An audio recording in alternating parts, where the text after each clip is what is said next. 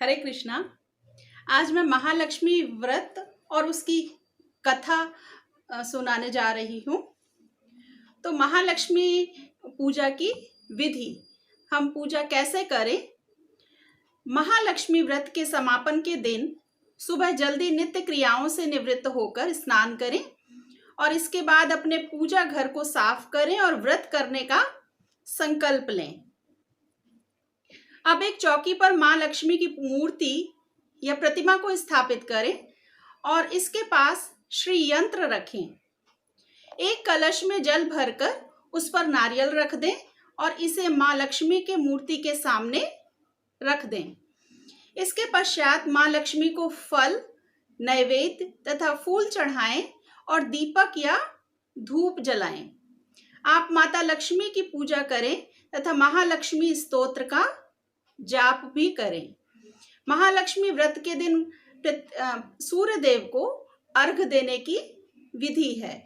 महालक्ष्मी व्रत की समापन तिथि पर कलश की पूजा करने की परंपरा है और महालक्ष्मी माता को प्रसन्न करने के लिए 9 अलग अलग प्रकार की मिठाइयां और सेवइयां अर्पित करें। महालक्ष्मी व्रत की कथा। एक समय महर्षि श्री वेदव्यास जी हस्तिनापुर पधारे तो उनका आगमन सुन महाराज धृतराष्ट्र उनको आदर सहित राजमहल में ले गए। स्वर्ण सिंहासन पर विराजमान कर चरणोदक ले उनका पूजन किया और श्री व्यास जी से माता कुंती तथा गांधारी ने हाथ जोड़कर प्रश्न किया कि हे महामुने, आप त्रिकालदर्शी हैं, अतः आपसे हमारी प्रार्थना है कि आप हमको कोई ऐसा सरल व्रत तथा पूजन बताएं जिससे हमारा राज्य, लक्ष्मी, सुख, संपत्ति, पुत्र पौत्रादि व परिवार सुखी रहे। इतना सुन श्री वेद व्यास जी कहने लगे कि हम एक ऐसे व्रत का पूजन व वर्णन कहते हैं जिससे सदा लक्ष्मी जी का निवास होकर सुख समृद्धि की वृद्धि होती है। यह श्री महालक्ष्मी जी का व्रत है जिसे प्रतिवर्ष अश्विन कृष्ण अष्टमी को विधिवत किया जाता है। हे महामुने, इस व्रत की विधि हमें विस्तार पूर्वक बताने की कृपा करें। तब व्यास जी बोले, हे देवी, यह व्रत भाद्रपद शुक्ल अष्टमी से प्रारंभ किया जाता है। इस दिन स्नान करके 16 सूत के धागों का डोरा बनाएं, उसमें 16 गांठ लगाएं, हल्दी से पीला करें और प्रतिदिन 16 धूप व 16 गेहूं डोरे को चढ़ाएं। अश्विन कृष्ण अष्टमी के दिन उपवास रखकर मिट्टी के हाथी पर श्री महालक्ष्मी जी की प्रतिमा स्थापित कर विधि पूर्वक पूजन करें। इस प्रकार श्रद्धा भक्ति सहित महालक्ष्मी जी का व्रत पूजन करने से आप लोगों की राज्य लक्ष्मी में सदा अभिवृद्धि होती रहेगी। और इस प्रकार व्रत का विधि विधान बताकर श्री वेदव्यास जी अपने आश्रम को प्रस्थान कर गए। इधर समयानुसार भाद्रपद शुक्ल अष्टमी से गांधारी तथा कुंती अपने अपने महलों में नगर की स्त्रियों सहित व्रत का आरंभ करने लगी। इस प्रकार 15 दिन बीत गए। 16वें दिन अश्विन कृष्ण अष्टमी के दिन गांधारी ने नगर की सभी प्रतिष्ठित महिलाओं को पूजन के लिए अपने महल में बुलवा लिया। माता कुंती के यहाँ कोई भी महिला पूजन के लिए नहीं आई। साथ ही माता कुंती को भी गांधारी ने नहीं बुलाया। ऐसा करने से माता कुंती ने अपना बड़ा अपमान समझा और उन्होंने पूजन की कोई तैयारी नहीं की एवं उदास होकर बैठ गईं। जब 5 पांडव युधिष्ठिर, अर्जुन, भीम, नकुल और सहदेव महल में आए तो कुंती को उदास देखकर पूछा कि हे माता, आप इस प्रकार उदास क्यों हैं? आपने पूजन की तैयारी क्यों नहीं की? तब माता कुंती ने कहा कि हे पुत्र, आज महालक्ष्मी जी के व्रत का उत्सव गांधारी के महल में मनाया जा रहा है।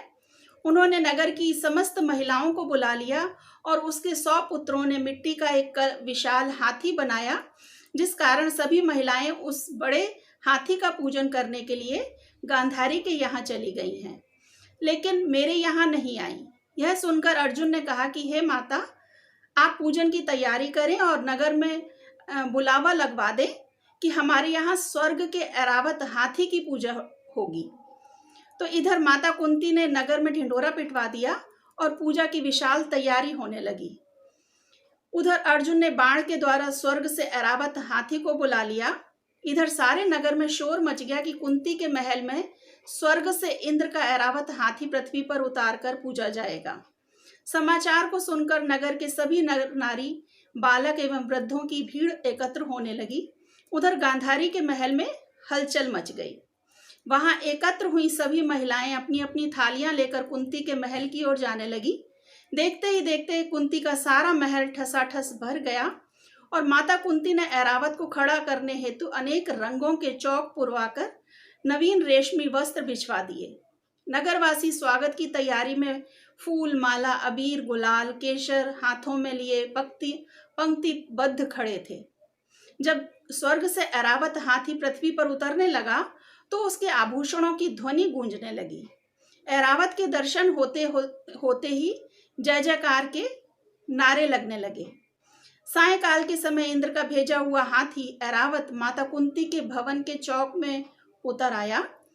तब सब नर नारियों ने पुष्पमाला, अबीर, गुलाल, केशर आदि सुगंधित पदार्थ चढ़ाकर उसका स्वागत किया। राज्य पुरोहित द्वारा ऐरावत पर महालक्ष्मी जी की मूर्ति स्थापित करके वेद मंत्रोच्चारण द्वारा पूजन किया गया। नगरवासियों ने भी महालक्ष्मी पूजन किया। फिर अनेक प्रकार के पकवान लेकर ऐरावत को खिलाए और यमुना का जल उसे पिलाया गया।